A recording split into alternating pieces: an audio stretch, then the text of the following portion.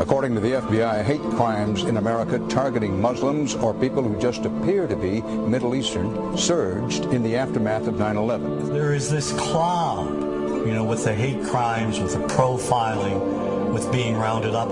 Again, I think this illustrates the power of film, that in spite of the reality, in spite of the material that we know to be true, we still embrace the mythology.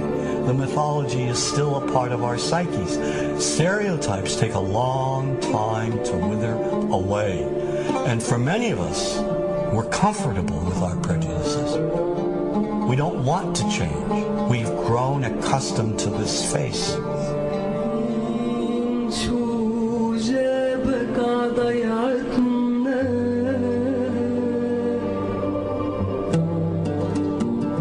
When we think of Arabs, what do we see? What images come to mind? Do we see actual people? People who, despite real cultural or geographical differences, do pretty much the same things that we do. When we think of Arab women, what images come to mind? Do we see women who laugh and play and who adore their children? Women who work in the home as well as outside? Would it come as a surprise to know that in many Arab countries, a majority of college students are actually women? What's our immediate image of Arab men? Do we see loving fathers? Men who want to provide for their families? What about Arab teenagers? Do we see them the way you would think about teenagers in other parts of the world? Then there's religion in the Arab world. Do we see it as all-encompassing, dominating everything else? Do we know that even though faith plays a huge role in the Arab world, just as it does here in the United States, that it's also true that much of the Arab world is quite secular? When we think of Arabs and religion, does Christianity come to mind? Do we remember that there are over 20 million Christians in the region who have lived side by side in harmony with Muslims for centuries? To their credit, some filmmakers have shown Arabs and American Arabs in all their complexities. An excellent way to shatter a stereotype is through laughter, through comedy. So we have comedians. Comedians have done this historically. Black comedians, Jewish comedians. So we see Arab comedians doing this, and this is one way to release the tension. My name's on a credit card, true story. Guy behind the counter picked up my credit card, sees the Olive card, looks at me all weird. He's like, hey, buddy, what kind of name is, that?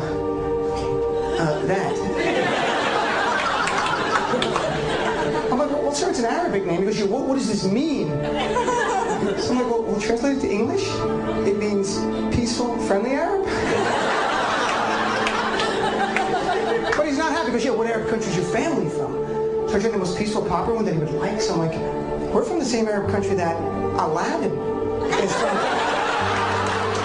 To his credit, Michael Moore in Fahrenheit 9/11 in the DVD includes a scene with this comedy coming out. My name really is Ahmed Ahmed, and I can't fly anywhere. All you white people have it easy. You guys get to the airport like an hour, 2 hours before your flight. It takes me a month and a half.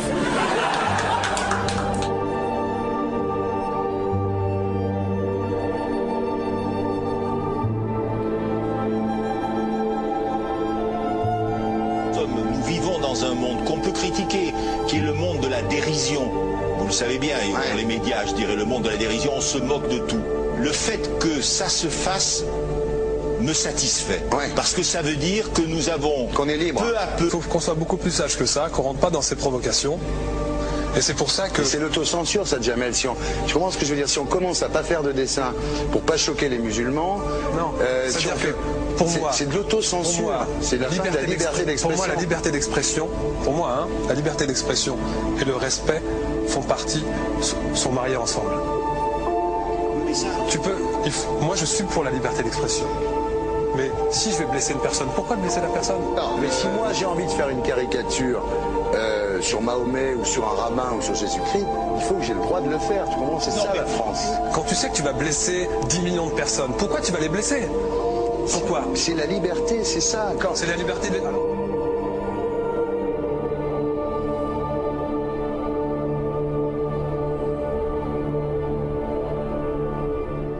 échelle. Vous pensez pas que c'était à vous de vous excuser, non? En disant le sketch n'était pas très drôle, je suis désolé si j'ai blessé des gens, voilà, excusez-moi, voilà, c'est une connerie, c'est mon travail.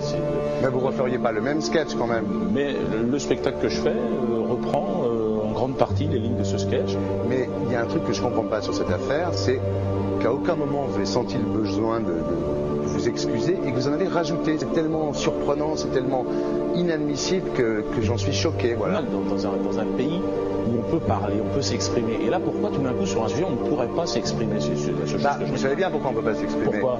Parce que dans ce pays, on a envoyé pendant la guerre des juifs dans des chambres à gaz et que ça crée un petit problème quand même. Vous voyez ce que je veux dire? Dans ce pays, on a envoyé pendant 400 ans des centaines de millions de Noirs et 400 ans d'esclavage. Et pourtant, ça n'a pas empêché Michel Leb de faire un sketch qui m'a fait marrer. Où il faisait un noir, et à la fin, il faisait un singe, et en parlant des narines, en parlant des lunettes. En tout cas, lui, il n'a pas été interdit d'exercer son travail. Il a même eu la Légion d'honneur. Quelqu'un qui a toute sa famille qui a été exterminé dans un camp de concentration et qui voit quelqu'un à la télé qui dit Israël.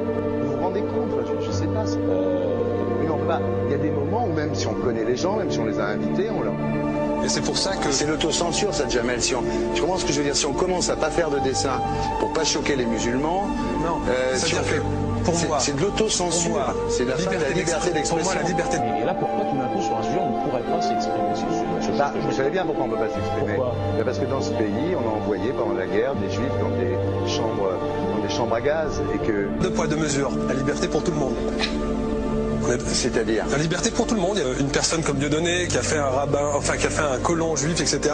Tous ces DVD ne sont plus dans les pactes. On l'empêche de venir, on l'empêche médiatiquement, on ne le voit plus. Alors que lui, c'est un comique. Plusieurs lois qui ont été faites contre l'antisémitisme.